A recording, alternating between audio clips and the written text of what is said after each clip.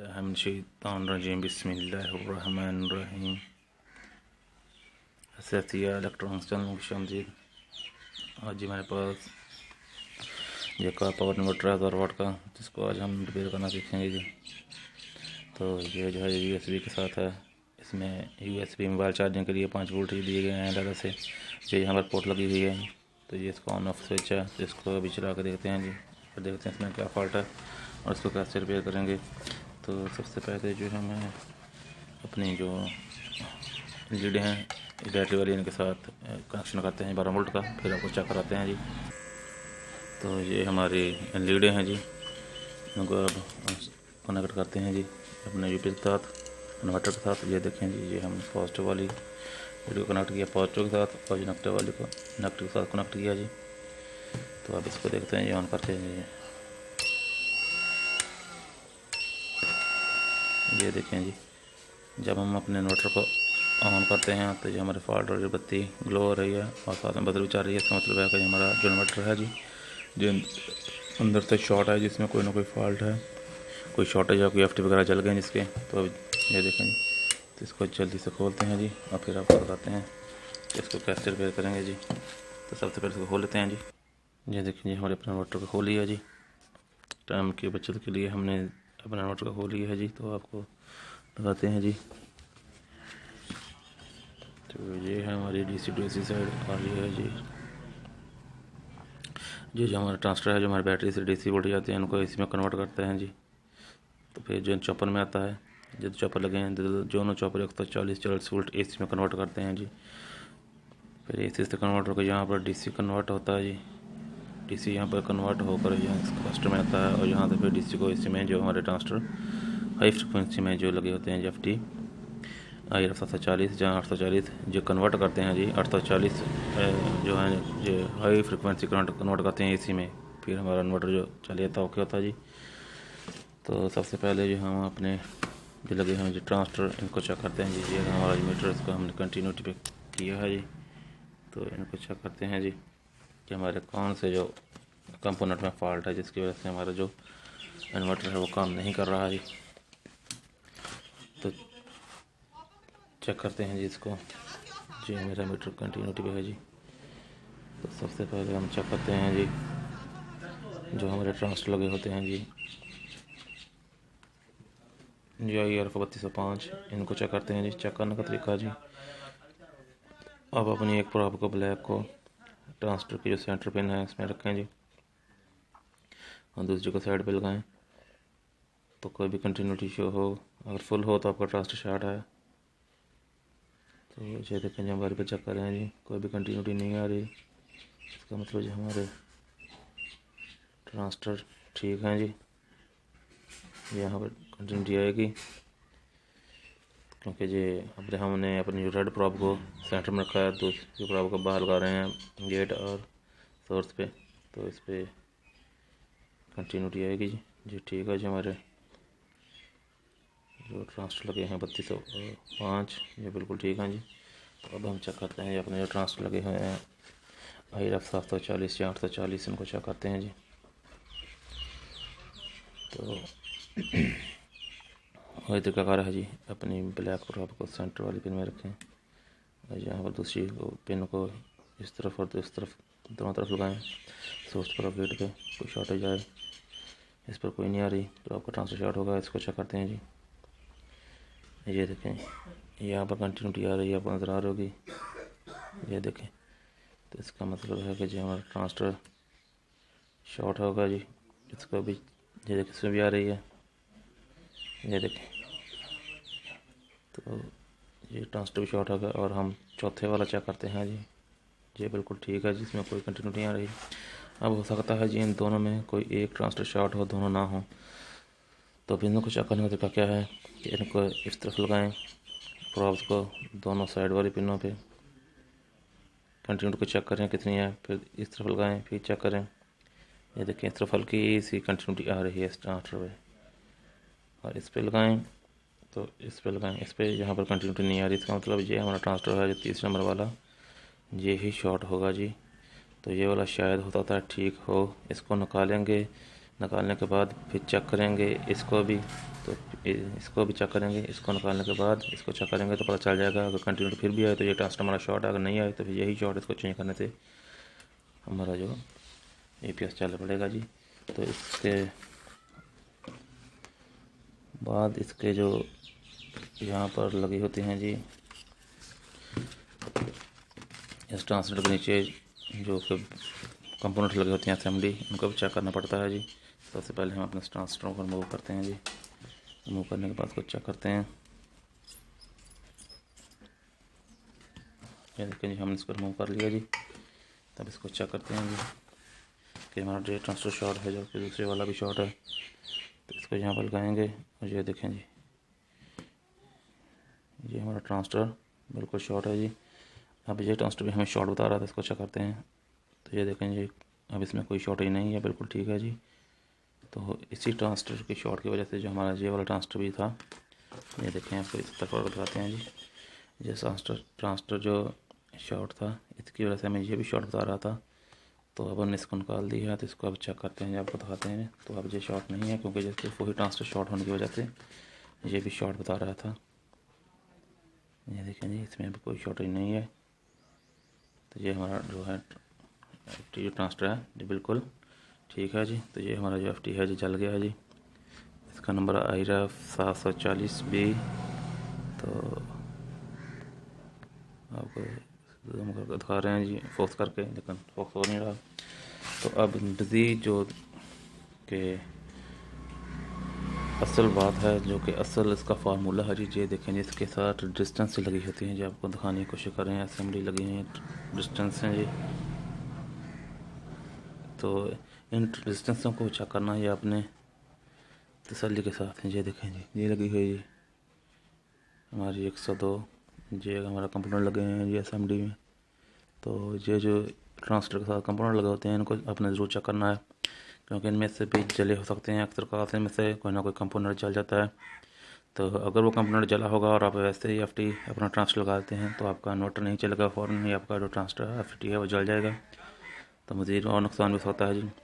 तो सबसे पहले हम इनको चेक करेंगे कि ये हमारे जो लगे हुए हैं जी, लगा हुआ डायोड, और ये लगा हुआ है जीरो डायोड, और ये हमारी 1K की लगी हुई है डिस्टेंस, ये ठीक है। जब ठीक है तो बिल्कुल फिर कोई मसला नहीं, अगर नहीं ठीक है तो इनको हम रिप्लेस करेंगे जी। तो इनको चेक करते हैं जी।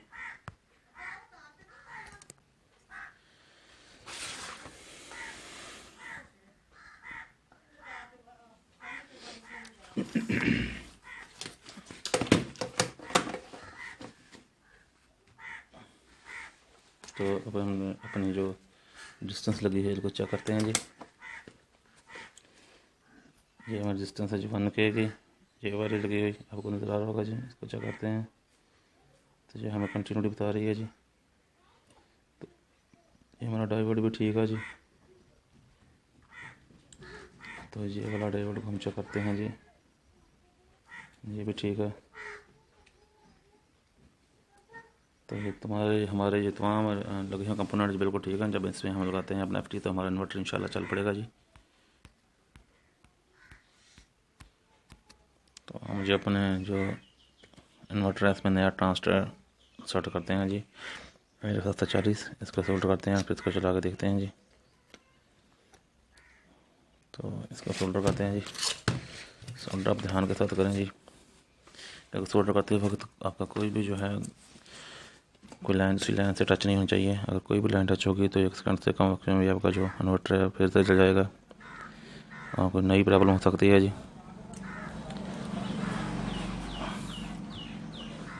तो ये देखें जी, हमने सोल्डर कर लिया जी।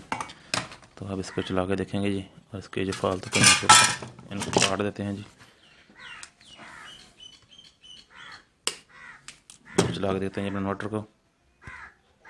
तो अब इन्वर्टर को चेक करते हैं जी। हमने वायर लगा ली है इसकी, तो चेक ऑन करते हैं। ये देखें जब भी हमारा मोटर ओके नहीं हुआ जी, ऑन नहीं हो रहा, तो अलार्म कर रहा है, बजर कर रहा है, और फॉल्ट की बत्ती ये ग्लो कर रही है जिसकी, तो अभी इसमें फॉल्ट है जी। तो अभी आपको मज़ीद बताते हैं जी। अक्सर फॉल्ट का हमने देखा है, जो अक्सर आता है हमारे साथ, अक्सर ऐसा हुआ है कि ये जो हमने बदला था जी अपना FT वाला बदला हुआ है जी। इस एफ टी को हमने चेंज किया था। तो ये एफ टी हमारा शॉर्ट बता रहा था जी, लेकिन जब हमने इस एफ टी को निकाला तो जी एफ टी हमारा बिल्कुल ठीक बता रहा था। लेकिन अब होता क्या है जी, इस एफ टी को पहले जब जो हमारा इन्वर्टर जला था इसको झटका लग गया था जिस एफ टी को, इसकी वजह से ये फॉल्ट में आया था। लेकिन दोबारा जब इसमें करंट आता है तो ये दोबारा फिर शॉर्ट हो जाता है जी, इसमें मसला हो जाता है। बाद ऐसा हुआ जी हमारे पास। तो अब दोबारा हम अपने इन एफ टी को चेक करते हैं जी कि इनमें से कोई ना कोई जल गया है। तो जब एफ टी पहले ही फॉल्टी होता है, जब इसमें ये एफ टी नया लग गया तो वोल्टेज बने एक दफ़ा, और बन के जो इसमें आई तो ये पहले से ही फॉल्टी था, कुछ ना कुछ लीक था, लेकिन ये फिर शॉर्ट हो जाता है। ये हो सकता है क्योंकि ज़्यादातर जो करीब वाले होते हैं उनमें से होता है। तो दोबारा चेक करते हैं जी अपने एफ टी को। ये ठीक है जी, ये हमने न्यू लगाया था ये वाला, ये देखें जी।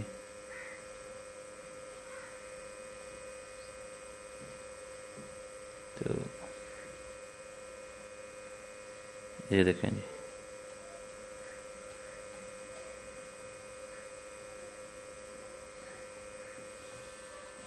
एफ टी में फॉल्ट आ गया जी।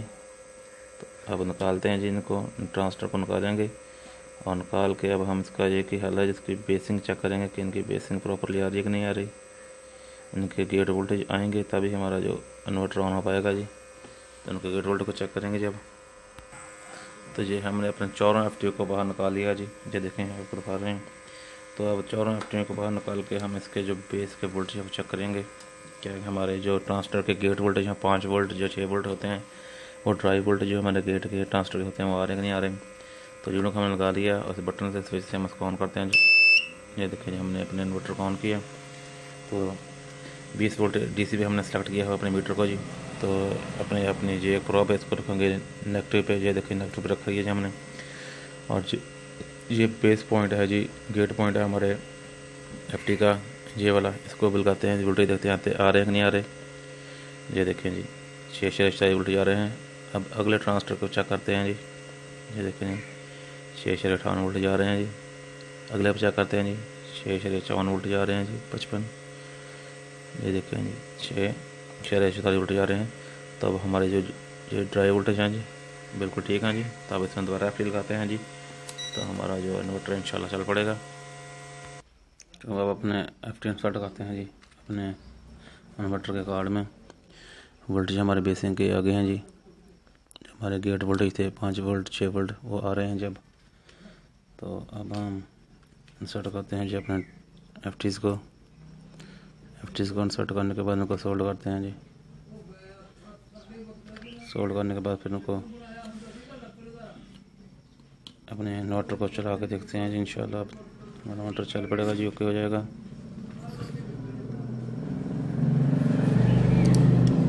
तो अपने एफ टीज़ को अपन सोल्डर करते हैं जी।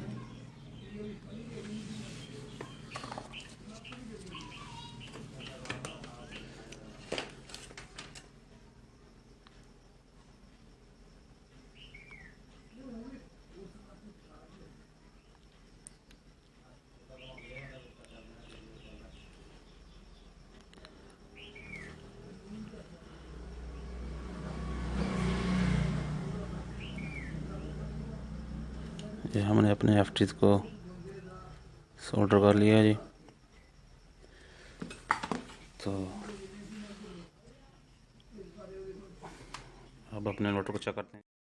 तो इन्वर्टर को चेक करने से पहले जी इसमें एक और भी कंपोनेंट लगा होता है जो कि ये लगा हुआ है हमारे आउटपुट पे, जहाँ 220 वोल्ट AC निकलते हैं वहाँ पे एक PF लगा होता है जी हमारे अक्सर इन्वर्टर और GPS में। ये देखें ये वाला, तो ये भी बहुत कहा से जल कर शॉर्ट होता है, इस वजह से हमारा जो इन्वर्टर जो है जल जाता है जी। तो इसको चेक करते हैं जिसमें तो फॉल्ट नहीं है कोई।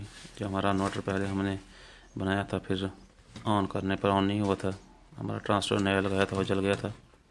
तो अब इसको चेक करते हैं कंटिन्यूटी से। ये जो हमारा इन्वर्टर कंटिन्यूटी पे है, तो ये हमारे आउटपुट पे लगा होता है जी। इसको चेक कर ये देखें जी, तो इसका जो है PF जो शॉर्ट है जी, तो इसकी वजह से हमारा इन्वर्टर पहली बार जल गया था। हमारे इन्वर्टर में और कोई फॉल्ट नहीं था जी। तो चेक करने से पहले इन्वर्टर को अगर हम ऐसे ही चलाते फिर जल जाना था हमारा इन्वर्टर। तो इसको निकालते हैं बाहर जी। तो ये लगा था जी हमारा जो दोनों जो हमारा आउटपुट है जी, आउटपुट पे लगा होता है जी 220 वोल्ट यहाँ पे एसी होते हैं जी। तो ये वो हमारा पीएफ है जी, इसको अब जैसे देखें शॉर्ट है जी, इसका कोई ख़ास मकसद नहीं होता जी। ये देखें जी बिल्कुल शॉर्ट है जी, तो इसको निकाल देंगे, हम निकाल देंगे, हमारा इन्वर्टर बिल्कुल ओके चलेगा जी, कोई परफॉर्मेंस में से हमारे इन्वर्टर में कोई फ़र्क नहीं आएगा। तो असल यही फॉल्ट है इसमें, जो हमारा इन्वर्टर पहले भी जला था और बाद में भी बनाने के बाद जो हमारा जल गया था जी। तो आप इसको चेक करते हैं जी, हम इन्वर्टर को इसको हमने निकाल दिया जी, इसका निकालने से हमारा इन्वर्टर इंशाल्लाह चल पड़ेगा। इसको लगाते हैं जी, ये देखें जी हमारा आउटपुट है जो आउटपुट पे लगा होता है जी। तो यहाँ पर अपने अब हम ग्रिप को लगाते हैं तो इन्वर्टर को चला के चेक करते हैं जी।